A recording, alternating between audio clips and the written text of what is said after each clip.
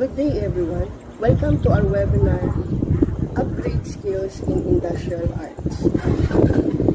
I'm Ms. Valentina M. Liberan and I'm from Guiguinto National Vocational High School. I'm also a teacher in senior high school and my specialization is Shielded Metal Arc Welding or SMAW NC1 and 2. So to proceed to our topic, let's go to my shop in our school. So, let's go.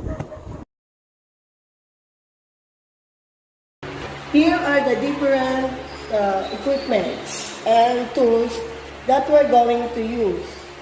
First, we have here the jacket.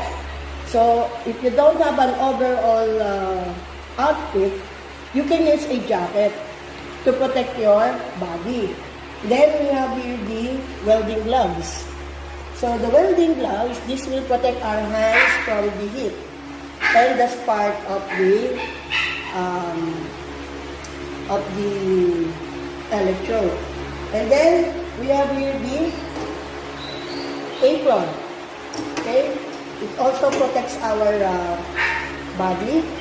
And then we have here the bolting hammer, and of course the chipping hammer to chip the slag from the beads. And then we have here the welding helmet to protect our eyes and our face.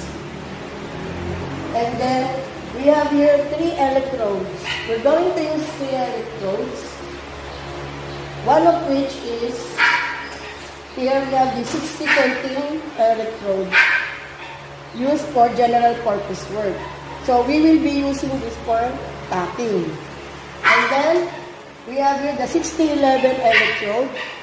Now the 60-11 electrode, we're going to use this as a root pass for our pipe. And then the last one is the 70-18 electrode, which we'll be using for capping after we have done with the root pass.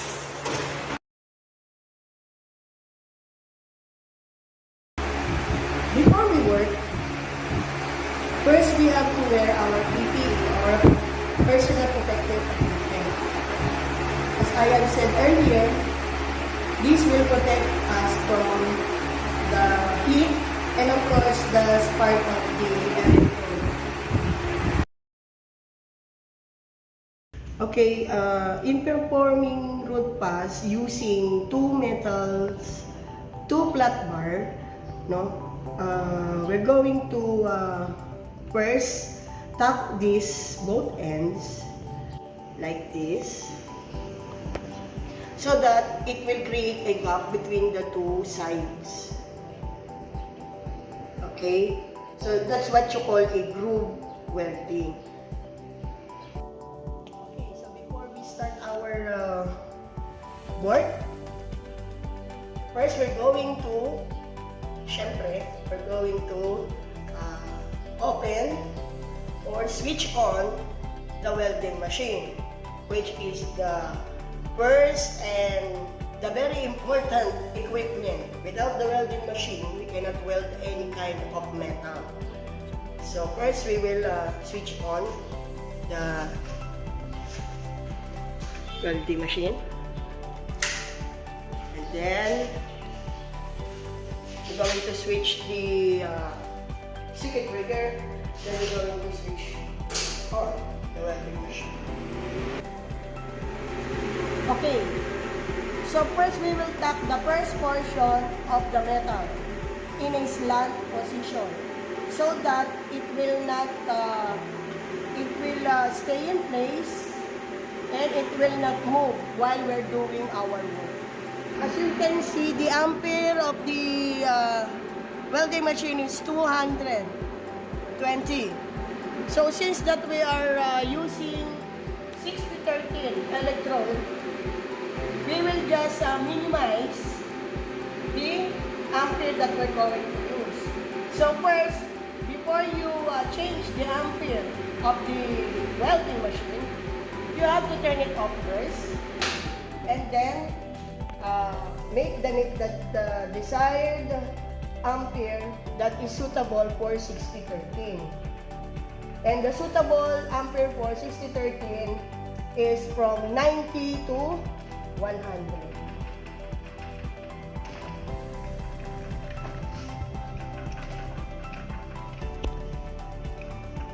Okay, that's enough. Okay, we're going to switch on again the welding machine because we have the desired ampere for this electrode.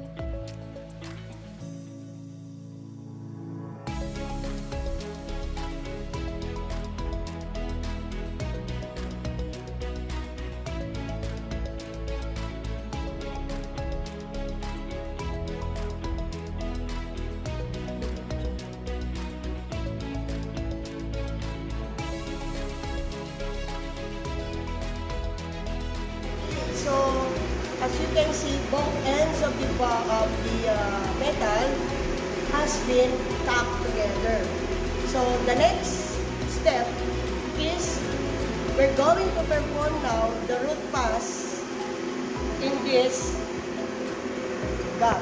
So, we have here a gap. There's a gap. So, the function of a root pass is that it must not have a hole, or all of the gap must be filled up. So no holes must be present if we're going to perform a root pass. Okay, so now we're going to use a 6011 electrode for our root pass. And again, using the current setting in our essentials and variables of welding, essential and variables are very important, especially in our current setting.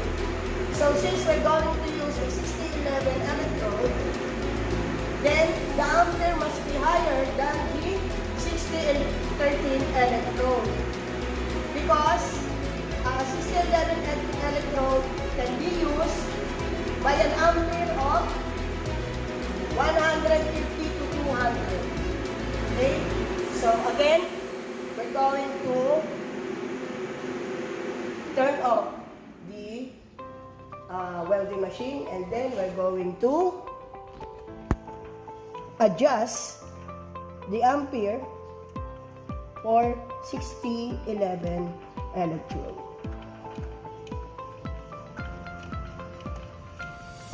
Okay. So I put the ampere between 220 and 180 ampere. So maybe it has 200. Then we're going to turn on the welding machine.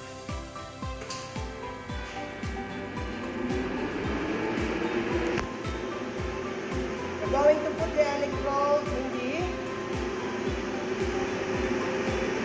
electrode holder, and then we will start our root pass.